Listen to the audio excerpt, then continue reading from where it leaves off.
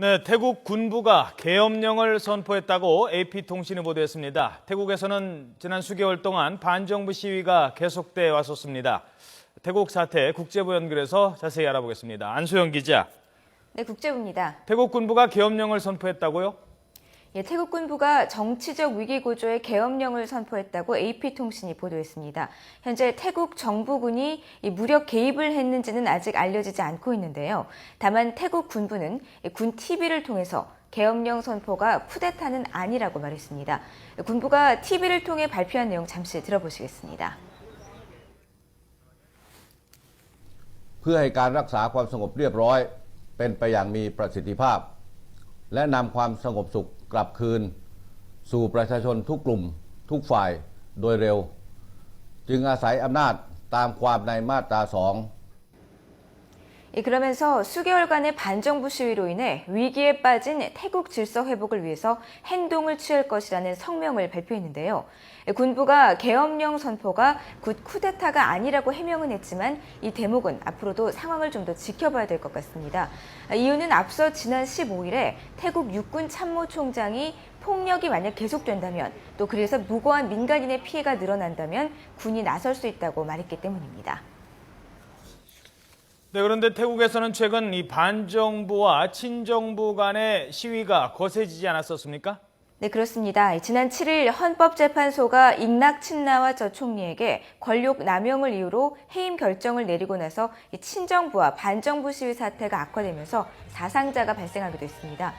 친정부 시위대인 이른바 레드셔츠들은 선거를 거치지 않고 반정부 측의 총리를 앉히려는 것에 강하게 반발하고 있고요. 반대로 옐로 셔츠인 이 반정부 시위는 군부와 상원, 헌법재판소 등 국가 주요 권력기관에 새 총리를 임명하라고 압박하고 있습니다.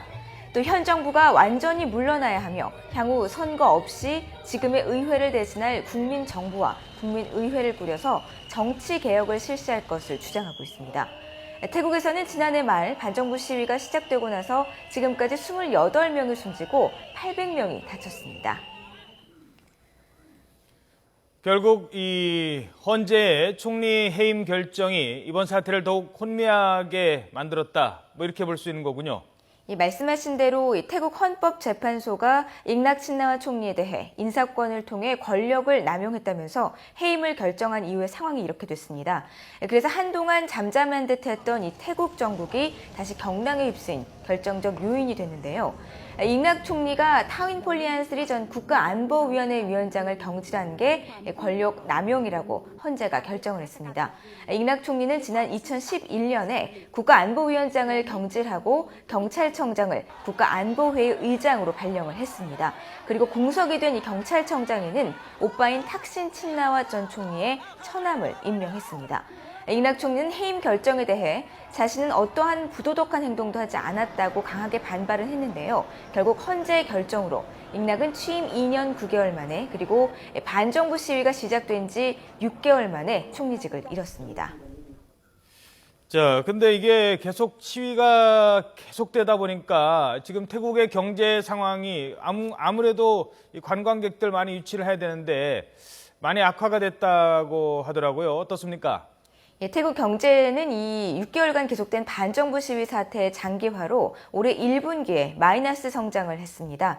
또 국가경제사회개발위원회도 지난 19일에 올해 1분기 국내 총생산이 지난해 같은 기간에 비해서 0.6% 감소했다고 밝혔습니다. 지금까지 YTN 안소영입니다.